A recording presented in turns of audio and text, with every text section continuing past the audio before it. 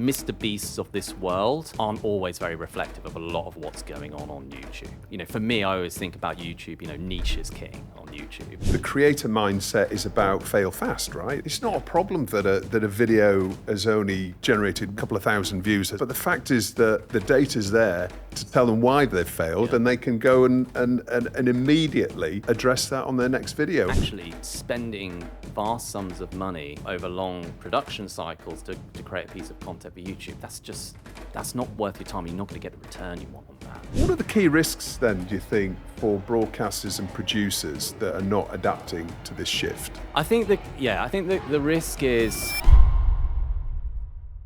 Hi, I'm Justin Crosby and welcome to this week's TellyCast. This week we're diving into one of the most important industry shifts happening right now, the rise of YouTube as the dominant TV platform. My guest is Ben Woods, creator economy analyst at Midia Research, who've just published a major new report called The New Hollywood: Tactics for YouTube's TV Takeover. We'll be talking about why YouTube now leads TV watch time in the US, how younger audiences are using their living room TVs to watch social video instead of broadcast channels, and what all this means for broadcasters, producers, and advertisers. From the rise of short clips and children's content to the power of long tail with creators, Ben will explain why traditional media needs to stay relevant in the new production economy. Ben, welcome to TellyCast. How are you doing? I'm great, Justin. Thanks for the invite. Not at all. To be here. Yeah, well, you're fresh back from IBC, I believe. Yeah. Not feeling too fresh, but definitely, definitely back from IBC. Yeah, so back sort of having a bit of a chin wag about the creator economy, big focus this year at IBC. Yep. Really interesting actually to see that shift. Obviously, it's a central point for traditional entertainment and broadcasting. So to see the creator economy really embraced this year was pretty interesting. Yeah, I bet. Well, we're going to get into that with your new report, which is really interesting stuff. YouTube is calling itself the new TV, isn't it? They're touting themselves and their creators the new Hollywood. What's that mean in practice? Sure. Well, I think when we look at YouTube now, and it's really become this central point for all types of content for all people. The days of it just being a place where we found very small content creators and cat videos are very, very much behind us. Go onto YouTube now, you can find TV shows, movies, live sport with NFL was a big moment in recent weeks. And, we'll get into it, I'm sure, but children's entertainment and beyond. All of that thrown together with, how to fix your car videos and, niche sports or niche entertainment interests. There is kind of something for everyone. And of course, in the past, that was the promise of TV, but it couldn't cater to quite the same niche level that YouTube does. And, why is it calling itself the new TV? Well, it's taking over the TV set and becoming more and more prevalent. Yeah, well, it is. There's a lot of, I've seen so much going backwards and forwards on LinkedIn recently about, is YouTube TV? Yeah. Is YouTube TV? Yes, I mean, I see it from a different lens to perhaps others in this debate. I think it's interesting because it depends how you're coming at the debate as to whether you believe it's TV or not. I come at it from the focus of the attention economy. Where are consumers spending their attention? And we're all fighting as entertainment providers to capture that attention. And if that attention on the TV is being taken up by YouTube, then to me, that is TV viewing. Now, I think a lot of the other parts of the debate are around, when it comes to advertising, and clearly, YouTube are going after TV advertising with this kind of TV style push. I think there's some concern around that if YouTube presents itself as TV, advertisers see it as TV, then how do broadcasters and traditional TV companies continue to get that advertising spend that they need to make great content? Yeah, well, Channel 4 are obviously a great example of that. They're selling their own advertising on YouTube, as are Zoo 55 for ITV Studios. So but we'll get a bit more into that in a little while. Now, We've seen that YouTube has overtaken Netflix in the US in terms of streaming on TV sets. Yeah. How significant a moment do you think that is? I think it's a really big moment, and I see it as a fundamental shift that I don't think is going away. I don't think this is a sort of flash in the pan, as it were. And I think when we dissect why this is happening, I think it's a big vote of confidence for the YouTube style of engagement over the streaming style of engagement. So what do I mean by that? Well, YouTube enables a lot of different ways to engage with content.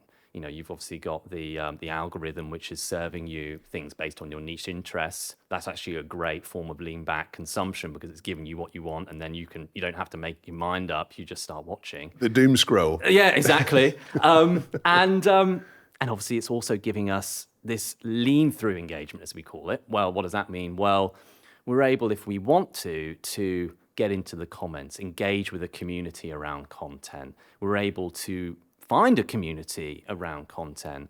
And obviously that's very different to the type of experience that you have when you go onto Netflix or another streaming service, where very much it's around finding the right show and consuming that show, and really that being the definitive full stop on that experience. Yeah. Well, it's also about community around content, and actually many super smart creators and digital first studios are iterating their content as they go based upon what the community wants. You know, they might say they want to hear more of a particular character or of a particular topic, and that's brilliant. It's real-time feedback from the audience. Well, 100%. And I think that's actually really key to the sort of success, I think, of social first studios or those that do it really well, because that's directly from the creator mindset. That's what these creators doing. I mean, if you look at live streamers, or you look at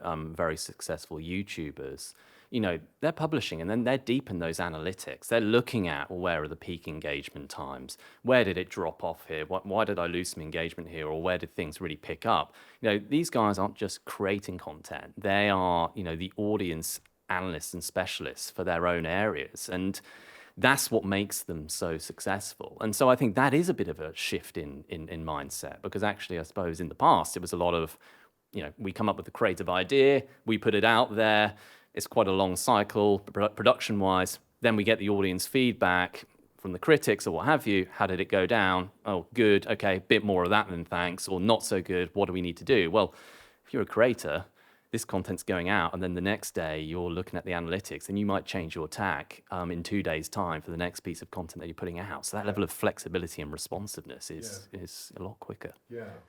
And it's actually similar in many ways to how Netflix operates as well. Obviously, we know that the millions and millions that have been put into developing Netflix as a super smart, algorithmic-based platform. Yes. And it's kind of just what they do, right? But it's putting that sort of power in the hand of a producer or a creator to iterate their content in no time at all, in real time. Yeah, sure. I mean, absolutely. And it's actually really interesting, because I think we're actually starting to see even the likes of Netflix embracing some of the behaviors around the creator economy as well. You'll see that there was a recent announcement about Netflix releasing this editing tool, or at least changing the feature somewhat to make it more responsive. So actually what consumers can now do, they can go and watch their favorite shows. They can clip it up, drop it onto social for their community, and start creating a bit of buzz around it. That to me shows just how powerful the creator economy is becoming. Absolutely, that's super interesting. Because I suppose that's one of the reasons why Quibi was a disaster, is that it wasn't socially shareable. They proved that there was a demand for vertical drama, vertical content back then, but the fact that you couldn't share it. It was inside a walled garden. Yeah, 100%. And I think, obviously we can take our chat in lots of different directions, but, one of the things that I think is so important is that engaging with audiences now is collaborative. It's not just we give you the content and enjoy it, and we'll keep you at arm's length. Thank you very much. One-way broadcast. Yeah, right. And now it's about, we talked about the data side. What do we learn from the audience? What are they telling us? They're our closest fans. They're our biggest champions. Actually, Yeah. they're the ones that give us visibility, because if they're going away and creating content about us, if they're sharing it with their friends, or if they're commenting and what have you, that gives us all visibility. So yeah, they're some of my peers in the industry have talked about them being a part of the infrastructure now of the success of content, and I'd agree with that. Yeah. Are we seeing the death of broadcast TV then? It seemingly is heading only one way, but has the death knell been rung for it? No, I mean, do you know what? I'm very much obviously excited and champion the creator economy, but I'm also a great champion of the broadcast industry, especially in this country.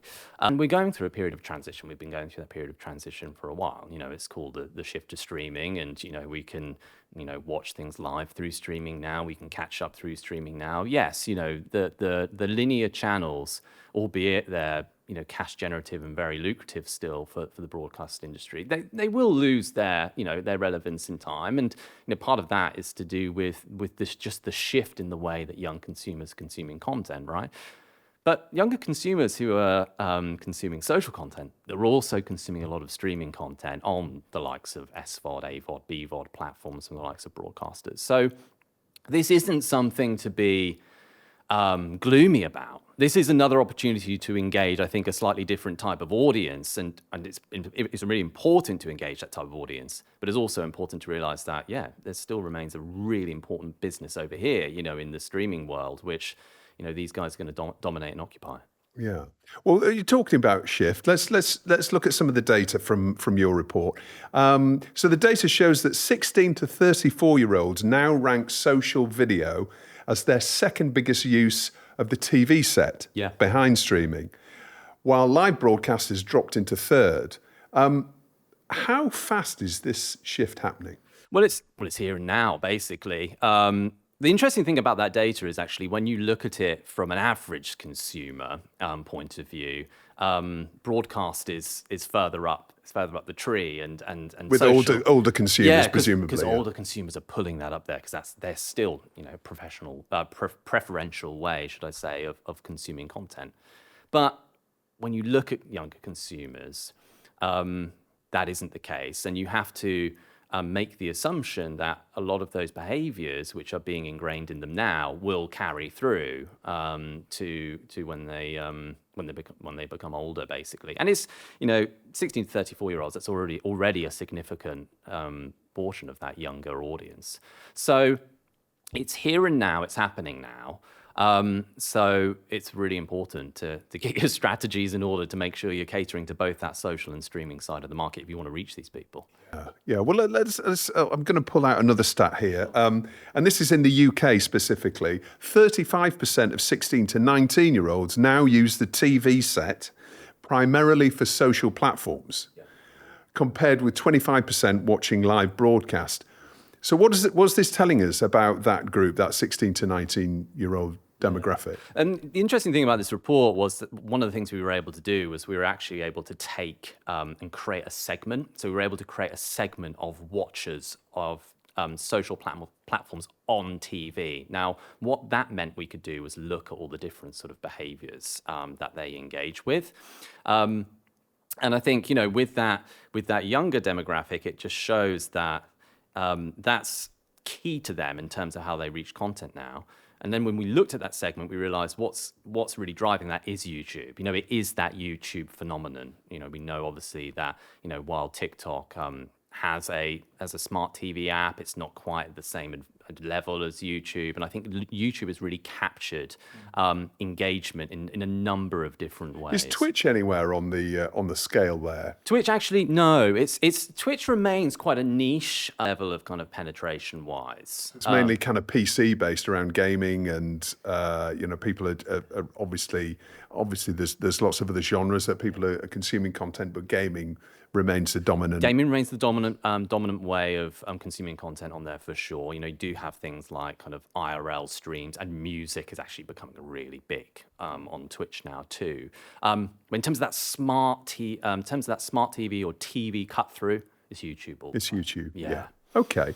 Well, let's talk about some content now. Children's content like Peppa Pig is dominating the YouTube TV charts.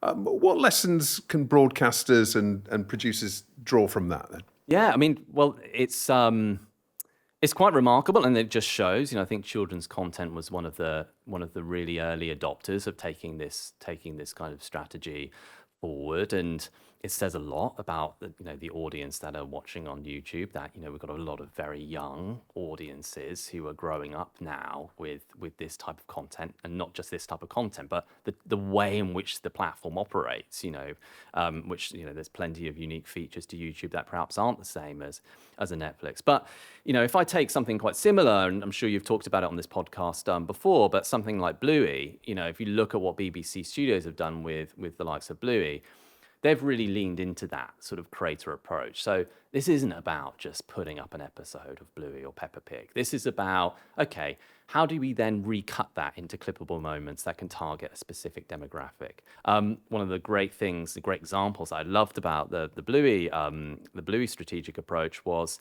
they took Bluey and they cut it up into chunks for TikTok, and then they suddenly realized when they looked at the data that actually there was an older sort of teenage demographic that were really engaging with that content. Something you just simply wouldn't have learned, I don't think, if you hadn't have taken that content onto social. And that is actually one of the big benefits of social, is actually you embrace it. You learn a lot more about who the audiences are on there for your type of content. And then you can pivot and lean into that if it tells you new things. Yeah.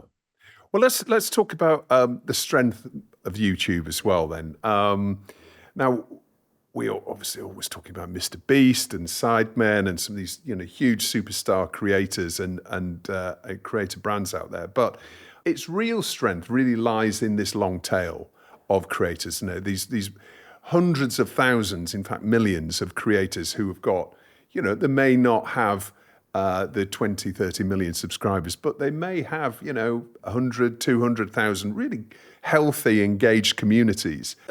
Can you expand on that a little bit in terms of why that is such a strength for YouTube? Yeah, definitely. And I think that, this is sort of one of these things which I've always really encouraged people to sort of take away and sort of maybe slightly change their mindset when they're thinking about YouTube, because, the Mr. Beasts of this world aren't always very reflective of a lot of what's going on YouTube. For me, I always think about YouTube, niche is king on YouTube. And those that manage to find a bespoke community by really honing in on a niche area, they get that kind of repeat engagement that a lot of broadcasters would love. And as you rightly said, in the long tail, there are hundreds of thousands, if not, millions of creators who are doing that. Yeah, they might not be making, vast sums of money, but they are making decent money, and they're getting audiences who love what they do. It reflects their values. It directly reflects their interests. So they've got that, real buy-in. So it's also entertainment, and I think but people don't talk about YouTube as a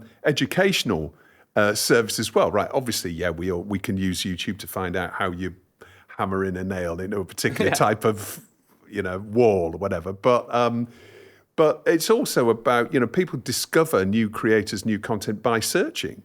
And that's also the power, obviously, of Google and the overall algorithm, that we can search for content, or we can search for an answer. We get served up content, and then we discover a new creator, and then we find that creator is absolutely answering exactly what we want and telling us more. 100%. And I think that's the thing, isn't it? If you start to develop perhaps an inkling of an interest in a new hobby, and you take that interest to YouTube, that's, it's just going to reel you in, because you've got, the passion, the community, the creators that are really driving that. And you can feel part of that community pretty fast, I think. So I think that it's like an amplifier for interests and hobbies. it makes people feel a part of something, which I think is actually really powerful in this sort of fragmented world that we live in now. Yeah, absolutely. So in your report, you argue that traditional media needs to think like creators, not like broadcasters.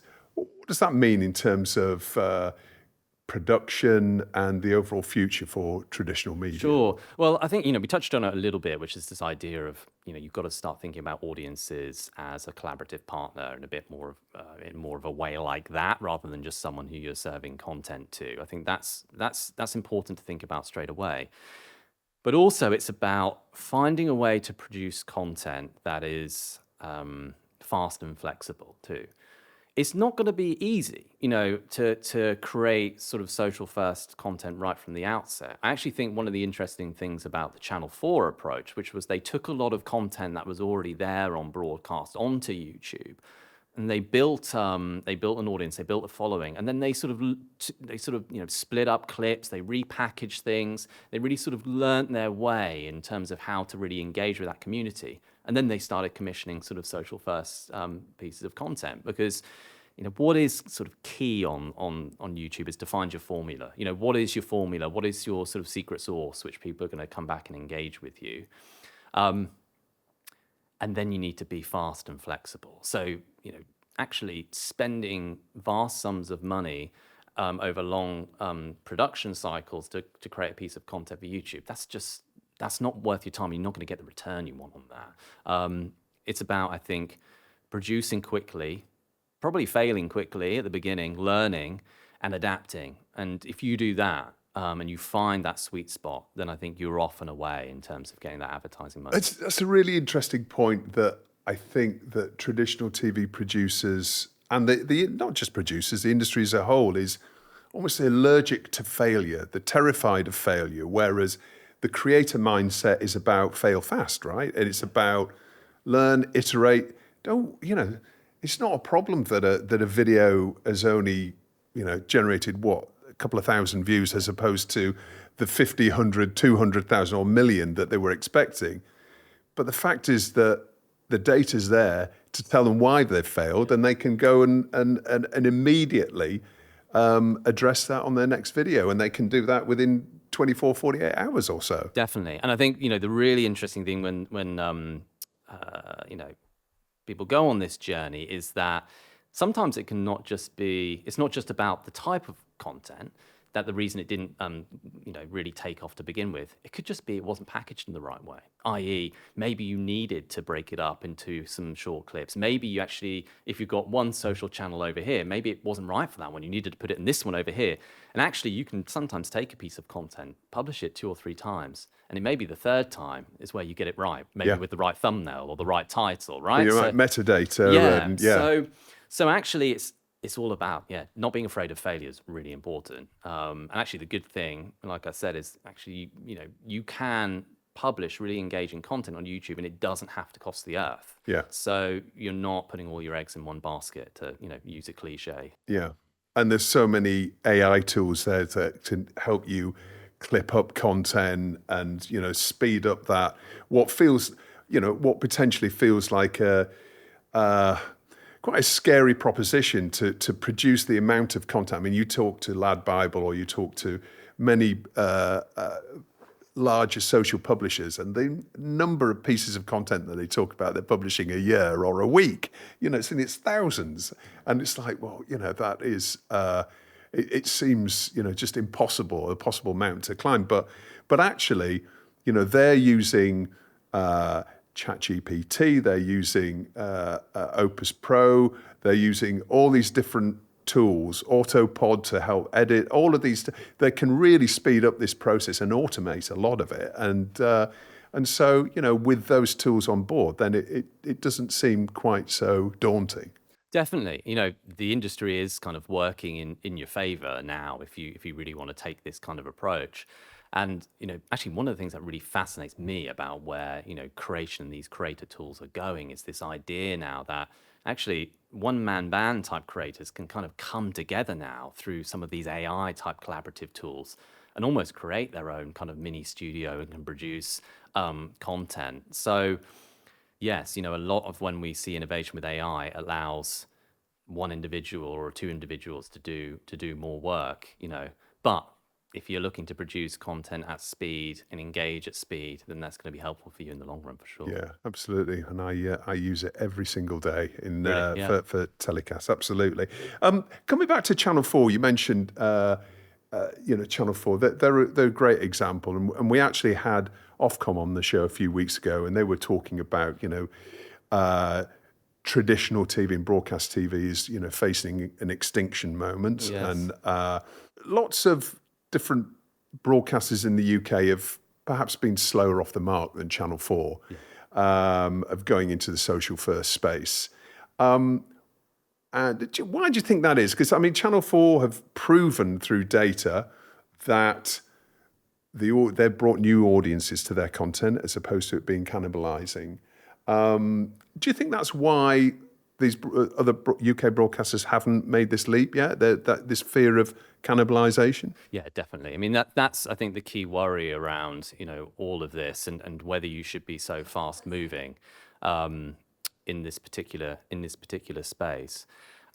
What's really interesting though is that there is definitely a type of consumer on social platforms who is happy on social platforms, thank you very much, and doesn't want to be migrated elsewhere. And I think that's really important because a lot of the broadcast and streaming approach to social so far has been kind of like a marketing tool. It's like, right, let's cast that line out into the pool of social by dropping an episode on there, get people interested, and hopefully you can sort of reel them back in to our streaming services over here. But what you find is that there is a type of person over here that doesn't want to bite on that line, right? Doesn't want to bite on that hook. They just want to consume content, and there's a lot of TV content on there. But that's actually quite a good thing, because also what that means is that you can go over and serve that particular consumer with content, and it's not going to impact and cannibalize what you've got over here on your streaming services. It's additive, and I think that's something that Channel 4 talks about, is it being additive. The question, though, and I think this still remains the question, how do you efficiently and effectively bring people from over here to over here? And I think actually key to that will be fandom, building communities around your content, really nurturing communities around your specific IPs and content to the point where they are so engaged, they've got so much buy-in, they feel a part of this process that when you do drop content over here, they have to come over and consume it. It's interesting because we've seen Amazon Prime with Mr. Beast, of course, and Netflix with a number of different creators, including Sidemen, have made... they're actively looking at the creator market to build new brands and everything, and obviously bring in younger audiences as well. Do you expect to see more of that? Yeah, I think there's going to be plenty more of that, what we call sort of lane hopping, basically. There's going to be plenty more of that, mainly because I do think sort of streaming services do see creators as the gateway to accessing younger audiences and communities, especially with some of those superstar creators who they just have such significant reach. But also on the creator side, some of these big creators are moving from just being creators in social to being these basically entertainment franchises now. If you look at the sort of Dude Perfect, they've got a Nerf range of toys. They've had a Nickelodeon show. They're doing, live events.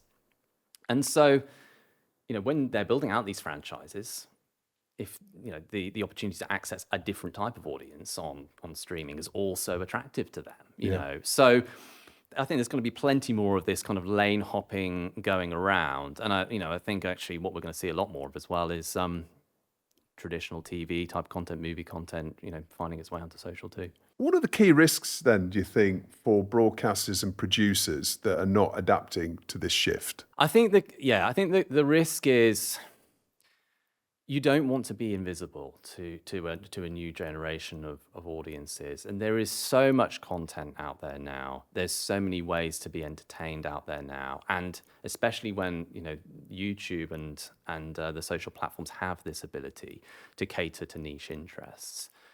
If you're not there, you're not going to get cut through. I think the days of just, we'll release it and they will come. They're very much over. And I think actually it's a good thing because it's building communities, engaging with audiences around communities, actually going to be a really interesting pivot, I think, going forward, because it allows you to unlock different types of monetization. Merch, for example, becomes much more important. We talked about, just touched on live events with Dude Perfect, but live could become much more important going forward. And there's no end of really popular franchises that exist within the traditional TV space already. And actually, and one of the things I think is so important to remember here is that broadcasters are experts in entertaining and in fandom. It's just about how do you take that expertise and apply it to this new world. And there's absolutely no reason that they won't be successful in this new world. Producers are master storytellers. That's what they do, right? Absolutely. And I think the skills that they have versus the new skills that they need to learn, they can learn those very, very quickly, or they can bring in the right people, or they can work with the right consultants in the short term to really future-proof their businesses, because they've got that inherent skill set of being able to tell an amazing story. It might not be your half an hour story or an hour long programming block story. It might be, well, it gives you the freedom to make that story as long or as short as you want, but it gives you the opportunity to tailor the length of and the format of that to the audience by listening to what they really want to consume. 100%. And also, it's always really important to remember that YouTube isn't a place for really just for younger audiences. YouTube is a place for audiences right across, the age brackets. And it's also a place where traditional TV talent can go and have a very successful time. You've only got to look at, Gary Lineker with, the Rest is Football, podcast. Traditional talent with great personality does really well, on social. So personality and storytelling in formats that are geared towards that world, it's a formula that succeeds. It's a really exciting time, actually, because just seeing some creators and creator channels like That's Football and The Overlap just acquiring international football rights for the Bundesliga, for example, and I think Goalhanger have acquired La Liga rights as well for Gary Lineker. Is going to be whether they're doing watch-alongs or whatever, all these different types of consuming content.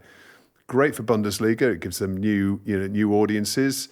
And great for these production companies because it gives them lots of amazing content. And, we can see much more of that, I think, coming down the line, can't we? And great for the funnel, for fans, right? One of the real challenges over the years has been we've got to make live sport pay, because of, how it trickles down into the competitions. As a result, that means it has to go behind a paywall a lot of the time, which means then an older person with a decent amount of cash flow and money is the main person that can pay to access that. So, when you've got this sort of democratization of content, this ability to, give some live rights or some access to live rights or clips to creators, you're creating an opportunity to bring younger fans into the funnel, keep that whole thing healthier. Yeah, and it's all about future proofing and longer term for your business. For sure. Brilliant, Ben. Well, now it's time for our story of the week, where our guests get to highlight the TV industry story or entertainment industry story of the past 7 days that's caught their eye. What's your story of the week? So this really jumped out to me because I think it's going to be a really important moment coming down the line, and it's OpenAI and Critters. I don't know if you've seen this, but OpenAI has announced that they're actually working with a UK studio on this, that they're going to be releasing a sort of Toy Story style animation film. It's going to be coming out next year. They're aiming to do it on a significantly less budget and a significantly shorter time than you would see from a traditional kind of Hollywood animation.